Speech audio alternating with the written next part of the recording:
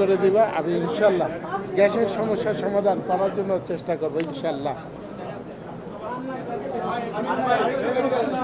ভাই লাইক দেয় আরেকটা প্রশ্ন ছিল, একটা প্রশ্ন আছে যে এইখানে আপনার যে আসন সবচেয়ে ভয়াবহ জলবদ্ধতার যে পরিস্থিতি একেবারে মানে মৃত্যুগত দুর্ঘটনা ঘটেছে বিগত সময়, আপনার দিকে কিন্তু পুরো নগরবাসী তাকিয়ে আছে, আসলে আপনি কি করবেন? এবং আমি গতকালকে নির্বাচনী এলাকায় আপনার কিন্তু ডিউটি করেছি যে নতুন প্রজন্মের ভোটাররা কিন্তু আপনার প্রতি অনেক আশা নিয়ে তারা ভোট দিতে গিয়েছেন এবং বলেছেন যে আসলে এই যে দুর্দশাগুলো আপনি নির্বাচনে কি ব্যবস্থা নেবেন? ইনশাল্লাহ আমি দ্রুতই ব্যবস্থা নিব। মাত্র তো আমরা নির্বাচিত হয়েছি, এইটার সাথে অনেকগুলা ডিপার্টমেন্ট জড়িত। আমি তাদের সাথে বসবো, বসে কিভাবে কি করা যায়, তারপরে আমি আপনারা প্রশ্ন কিছুদিন সময় দেবেন। তাদের সাথেও আমি বসেছি, কথা বলেছি। আমার জনাব তারেক রহমান কিছু দিক নির্দেশনা দিয়েছেন, সেগুলো নিয়ে আমরা কথা বলবো।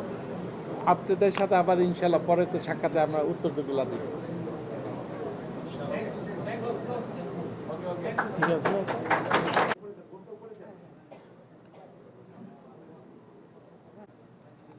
জনগণের উদ্দেশ্যে বলতে চাই, জনগণ আমাকে ভোট দিয়ে, তাদের পবিত্র ভোটটা দিয়ে আমাকে সংসদে যাওয়ার জন্য, নির্বাচিত করার জন্য সবাইয়ের প্রতি আমি আন্তরিক শুভেচ্ছা কৃতজ্ঞতা জানাই।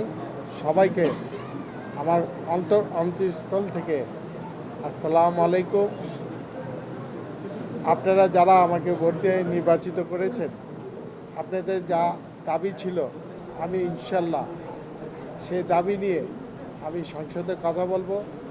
আপনাদের এই দাবি বাস্তবায়নের জন্য আমি সর্বোচ্চ চেষ্টা করে যাব এবং মা বোনদেরকে বলে যাই, হতাশ হবেন না। ইনশাল্লাহ আমরা হয়তো কিছুদিনের মধ্যে আমরা প্রতিজ্ঞা নিব, সংসদে যাব, বাজেট পাশ করানোর জন্য সর্বোচ্চ চেষ্টা করব। আপনারা আমার পাশে ছিলেন, ইনশাল্লাহ আমি আপনাদের পাশে থাকব। আমি সবসময় আপনাদের খেদমত করার জন্য আপনাদের কাছাকাছি থাকব, আপনাদের সুখ দুঃখের জন্য কাছে থাকব, ব্যবসায়ী বান্ধব থাকব। যারা ব্যবসায়ীরা আমাকে ভোট দিয়েছেন, সনাতন ধর্মের লোকরা আমাকে ভোট দিয়েছেন, বিভিন্ন ধর্মের লোকজন আমাকে ভোট দিয়েছেন, ভোট দিয়ে জয়যুক্ত করেছেন, সবার প্রতি আমার কৃতজ্ঞতা রইল এবং শুভেচ্ছা রইল। আগামী দিন যেন আমি সুন্দর মতন চলতে পারি আপনাদেরকে নিয়ে। সবাই আমাকে ভোট দিয়ে জয়যুক্ত করেছেন, সবাই আমাকে ভালোবাসা দিয়েছেন, সবার প্রতি আমার শুভেচ্ছা রইল। আমি সবাইকে নিয়ে ঢাকা লালবাগ, চকবাজার, কামরাঙ্গীচর, বংশাল, কোতালি সহ সবাই আমরা মিলেমিশে থাকব। আমি মনে করি আমি আপনাদের ঢাকার সাথে একজন অভিভাবক হিসাবে সবার কাছে থাকব। আমি কারোর সাথে কোনো দলাদলি এটা আমি রাখবো না। সবাই আমার ভাই বন্ধু, আঙ্কেল, তার ভাই হিসাবে সবার কাছে আমি থাকতে চাই এবং আপনারা রাখবেন। আপনাদের সুখ দুঃখে সবার জন্য আমি থাকব। আসসালামু আলাইকুম। আপনারা নিশ্চয়ই জানেন আজকে আপনাদেরকে ডাকার উদ্দেশ্য হলো সবাইকে আপনাদের মাধ্যমে শুভেচ্ছা দেওয়ার জন্য। আমি যেন তাদের পাশে থাকতে পারি, তাদের সাথে তাদের দুঃখ কষ্ট সবসময় শোনার জন্য আমি পাশে থাকব।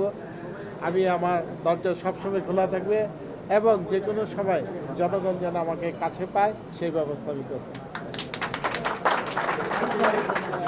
আমরা যতটা জানি আপনি জগন্নাথ বিশ্ববিদ্যালয়ের সাবেক স্টুডেন্ট, তো আমাদের জগন্নাথ বিশ্ববিদ্যালয় সম্বন্ধে স্যার আপনার কোনো পরিকল্পনা আছে কিনা সেটা জানতে চাই। আমার পাশে যিনি বসে আছেন রেজিস্ট্রার, জগন্নাথ বিশ্ববিদ্যালয় শিক্ষা সমিতির সভাপতি, জগন্নাথ বিশ্ববিদ্যালয়, এই ব্যাপারে আমি স্যারের সাথে আলাপ করেছি।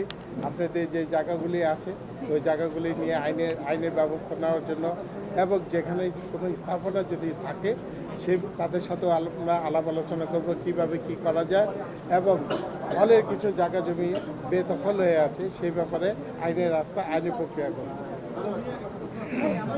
লাইভে রয়েছে ভাই, যদি একটু বলতেন আপনার এই যে নির্বাচনে বিজয়ের পরবর্তী আপনার এই ঢাকা 7 আসন নিয়ে কি প্রস্তুতি রয়েছে? ব্যাপকভাবে আমি আমার চিন্তাভাবনা আছে রাস্তা উন্নয়ন, গ্যাসের সমস্যার সমাধান, পয় নিষ্কাশন, বেকার সমস্যা, নারীদের উদ্যোগ, কর্মসংস্থান, অনেক কিছু চিন্তাভাবনা আছে। ইনশাআল্লাহ সেগুলো বাস্তবায়ন করার জন্য আমি প্রতিদিন কাজ করে যাব। বিশেষ করে আমি গ্যাসের ব্যাপারটা আগে প্রথমে কাজে আসবো। একটু জানতে চাইতাম যে বিজয় হলেন সকল নেতা কর্মী বসছেন, বিজয় মিছিল না করে দোয়া মোনাজাত অনেক জি। কি প্রস্তুতি রয়েছে আজকে আমরা দোয়ার প্রস্তুতি এই কারণে করেছি, আমরা কোনো উচ্ছৃঙ্খল কোনো কিছু যেন না হয়, যেন তার জনাব